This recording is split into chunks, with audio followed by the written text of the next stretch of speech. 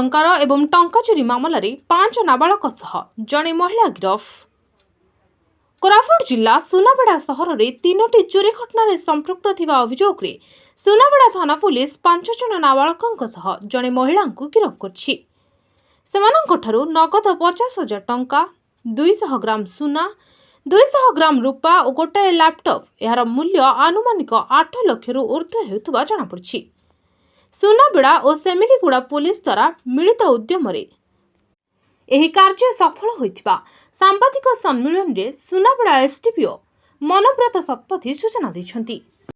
बासिला ए क्षेत्र में देखिए एवं अलग प्रकार चित्र आसूची जमीक 18 वर्ष रु कम भितर पिला आसुचंती से भितर झील मैंने सामिल होती कौटी ना कौटी एमाने बोधे निजुक्ति क्षेत्र बोधे एमाने फेल होती जो द्वारा एमाने शिकार होती ना कौन मेसेज रही युवपीढ़ी को जे असामाजिक आज सफल चित्र अन्य मान मेसेज कौन रहा मुख्यतः केमी ऑपरेशन थिला को माने इन्वॉल्व करथिले आ सफल केमी कले केते जण टीम भितर थिले मैडम देखो आमर सुनाबेड़ा थाना 3टा केस होता। सुनाबेड़ा पीएस केस नंबर 133/24 जोटा कि 20/7 रजिस्ट्रेशन होता।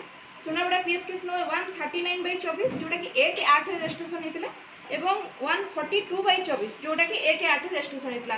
गत 2 मास धरी आम यहाँ को खोजुचु। या पूर्व सेमिलीगुड़ा अग्निगंगा माँ मंदिर से सिमिलर टाइप चोरीटा रिपोर्ट होता।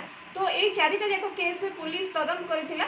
मुख्यतः सुनाबेड़ा आईआईसी एवं टीम तांकर एवं आमे समस्ते मिसिकी गोटे टीम गढ़ी जो मैंने कि स्पाई एंगेज करथिले।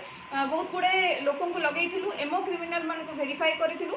आमे सेमिलीगुड़ा थाना साहाय्य मध्य लोड़िथिलु।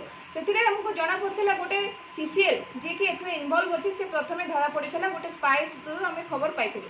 से सीसीएल माध्यम रे आमे जाई कि गोटे हाइड आउट रे जोटा कि सेमानकर थिला गुंठापुट रे संतोषीमा नगर रे। तो सेठी जाई कि आमे रेड करिथिला हम टीम। सेठी जाई कि 5 जण क्रिमिनल जो माने हाइड आउट रे थिले सीसीएल समान को आमे आनिथिलु। समान को इंट्रोगेशन करिथिलु। इंट्रोगेशन कला परे जणा पड़ला जे जणे लेडी अछंती जहा को से स्क्रैप डीलर जणे जहा को से सब जिंस दउचंती जोडा कि बिकी कि तांकटु पैसा आनिबा पई कि तांकर मुख्य उद्देश्य थिला से सब पैसा उपार्जन करिबा।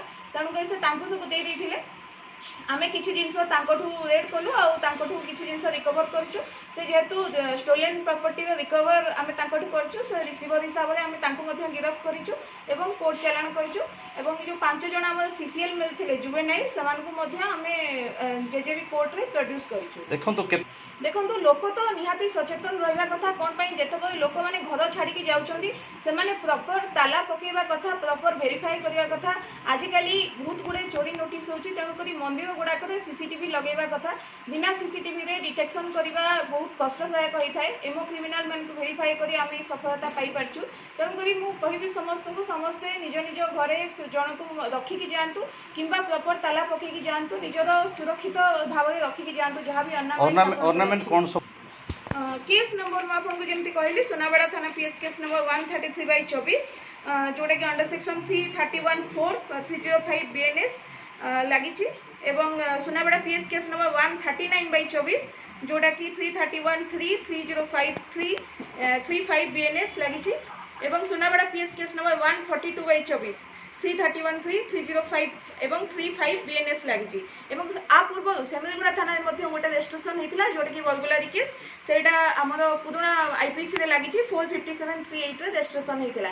ये सब केस गुड़ाकर आम बर्तमान पाई परिछु जहाँ भी डिटेक्शन होती सब केस गुड़ाकर डिटेक्शन होती। ऑर्नामेंट जो मान को घर जाइथिला से मान को डकरा करा गला कि नहीं से मान को हस्तांतर करा जिवो केबे कोन का हस्तांतर करे पे हम गोटे टीआई पैरेड खूब शीघ्र ऑर्गेनाइज करिवो। बिना टीआई पैरेड रे सेटा देई होबनी तांको तेणु करे एटा को मान को किछि जणा जमन अभियोग दिल से मान को भीतर अन्य कार्य हां नहीं से मान को मध्य जो माने अभियोगकारी करथिले जहा जहा सुना से माने डिस्क्रिप्शन में देथिले डिस्क्रिप्शन मुताबिक आमे तांको जब्त करिछु सेही मानकर मध्य जणा पड़ुछि। Okay thank you. कोरापुट रो वेंकटेश राव को रिपोर्ट द न्यूज़ टुडे।